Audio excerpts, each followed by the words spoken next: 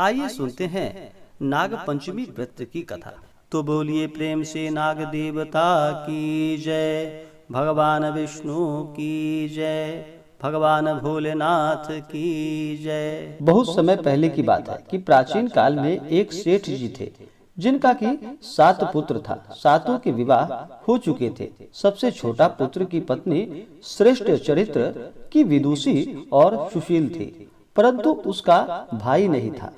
एक दिन बड़ी बहू ने घर लीपने को पीली मिट्टी लाने के लिए सभी बहुओं के साथ चलने को कहा, तो सभी ढलिया और खुरपी लेकर मिट्टी खोदने लगे। तभी वहां एक सर्प निकला जिसे बड़ी बहू खुरपी से मारने लगी। यह देखकर छोटी बहू ने उसे रोकते हुए कहा कि इसे मत मारो, यह बेचारा निरपराध है। यह सुनकर बड़ी बहू ने उसे नहीं मारा। तब सर्प एक ओर जाकर बैठ गया।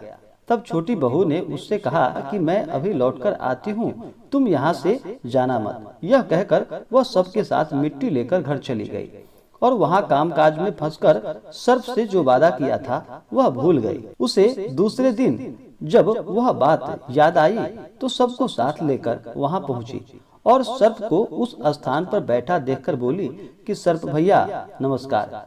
सर्प ने कहा तू भैया कह चुकी है, इसलिए तुझे छोड़ देता, नहीं तो झूठी बात कहने के कारण तुझे अभी डस लेता। वह बोली भैया मुझसे बड़ी भूल हो गई, और फिर वह सर्प से क्षमा मांगने लगी। तब सर्प बोला अच्छा, तू आज से मेरी बहन हुई और मैं तेरा भाई हुआ, तुझे जो कुछ मांगना हो मुझसे मांग ले। वह बोली भैया मेरा कोई नहीं है, अच्छा हुआ जो तू मेरा भाई बन गया। कुछ दिन व्यतीत होने पर वह सर्प मनुष्य का रूप रखकर उसके घर पर आया और बोला कि मेरी बहन को भेज दो। सबने कहा कि इसका तो कोई भाई नहीं है। तो वह बोला कि मैं दूर के रिश्ते में इसका भाई हूँ, बचपन में ही बाहर चला गया। उसको विश्वास दिलाने पर घर के लोगों ने छोटी को उसके साथ भेज दिया। उसने मार्ग में बताया कि मैं वही सर्प हूँ, इसलिए तू डरना नहीं, और जहाँ चलने में तुझे कठिनाई हो वहाँ मेरी पूंछ पकड़ लेना। उसके कहे अनुसार ही वैसा किया और इस प्रकार वह उसके घर पहुँच गई। वहाँ के धन ऐश्वर्य को देखकर वह चकित हो गई। एक दिन सर्प की माता ने उससे कहा कि मैं एक काम से बाहर जा रही हूँ, तू अपने भाई को ठंडा दूध पिला देना। उसे यह बात ध्यान न रही और उससे गर्म दूध उसे पिला दिया, जिसमें उसका मुख बेहतर जल गया। यह देखकर सर्प की माता बहुत क्रोधित हुई, परंतु सर्प के समझाने पर वह शांत हो गई। तब सर्प ने कहा कि बहन को अब उसके घर भेज देना चाहिए। तब सर्प और उसके पिता ने उसे बहुत सा सोना चांदी जवाहरात वस्त्र आभूषण आदि देकर उसके घर पर उसे पहुंचा दिया। इतना ढेर सारा धन देखकर बड़ी बहू ने ईर्ष्या के साथ कहा कि भाई तू बड़ा तेरा धनवान है, तुझे तो उससे और भी धन लेना चाहिए था। सर्प ने यह वचन सुना तो वह वस्तुएं सोने की लाकर दे दी। यह देखकर बड़ी बहू ने कहा कि इन्हें झाड़ने के लिए झाड़ू भी तो सोने की ही चाहिए। तब सर्प ने झाड़ू भी सोने की लाकर रख दी। सर्प ने छोटी बहू को हीरा मणियों का एक अद्भुत हार दिया। उसकी प्रशंसा उस देश की रानी ने भी सुनी और वह राजा से बोली कि सेठ की छोटी बहू का हार यहाँ आना चाहिए। राजा ने मंत्री को हुक्म दिया कि उससे वह हार लेकर शीघ्र उपस्थित हो।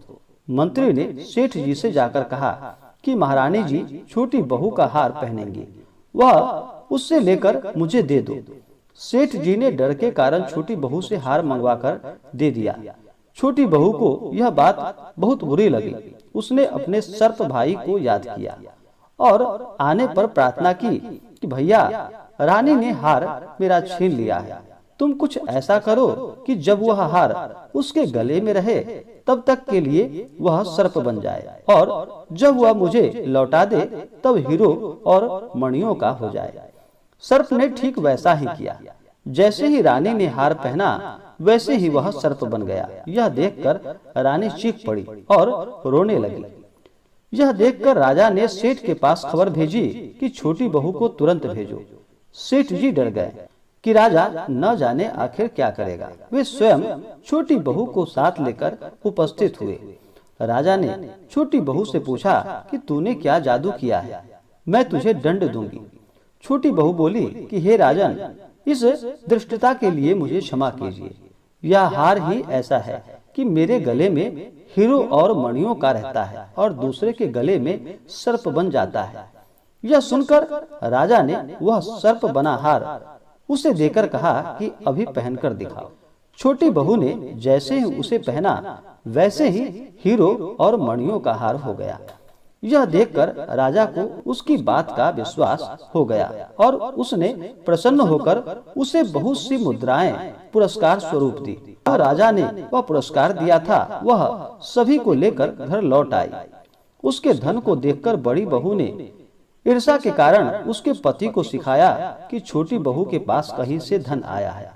यह सुनकर उसके पति ने अपनी पत्नी को बुलाकर कहा कि ठीक ठीक पता कि यह धन तुझे कौन देता है। तब वह सर्प को याद करने लगी। तब उसी समय सर्प ने प्रकट होकर कहा, मेरी धर्म बहन के आचरण पर संदेह प्रकट करोगे तो मैं तुम्हें खा लूंगा। वह सुनकर छोटी बहू का पति बहुत प्रसन्न हुआ और उसने सर्प देवता का बड़ा सत्कार किया। उसी दिन से नाग पंचमी का त्योहार मनाया जाता है और स्त्रियां सर्प को भाई मानकर उनकी पूजा करती है और उन्हें दुग्ध पिलाती है। जो भी जातक, जो भी भक्त सच्ची श्रद्धा के साथ नाग पंचमी के दिन नाग देवता का पूजन करते हैं, उन्हें दूध चढ़ाते हैं और दुग्ध से, गाय के दुग्ध से उनका नाग देवता का अभिषेक करते हैं, तो नाग देवता इससे प्रसन्न होकर के मनोवांछित फलों को प्रदान करते हैं। तो बोलिए प्रेम से नाग देवता की जय, भगवान विष्णु की जय, भगवान भोलेनाथ की जय।